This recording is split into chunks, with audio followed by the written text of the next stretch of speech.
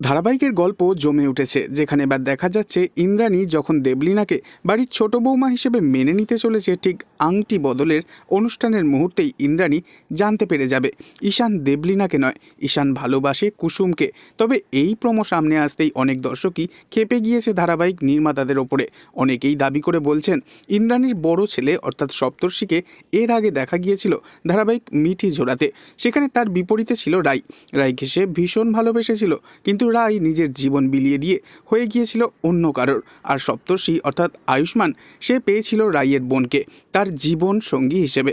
তবে এই প্রোমো সামনে আসতেই দর্শকেরা দাবি করছেন কেন বারবার এরকমটা দেখানো হবে, গল্পের নায়ককে কেন আলাদা করা হবে তার নায়িকার থেকে।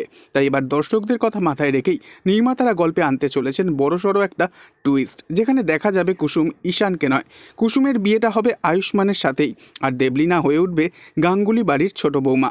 তবে কিভাবে ইন্দ্রাণী জানতে পারবে আয়ুষ্মান এবং কুসুমের ভালোবাসার সম্পর্কের কথা? আগামী দিনে আসছে বড়সড় একটা নতুন টুইস্ট। তাই নেক্সট আপডেট জানতে অবশ্যই সাবস্ক্রাইব করতে ভুলবেন না যেন। ধন্যবাদ।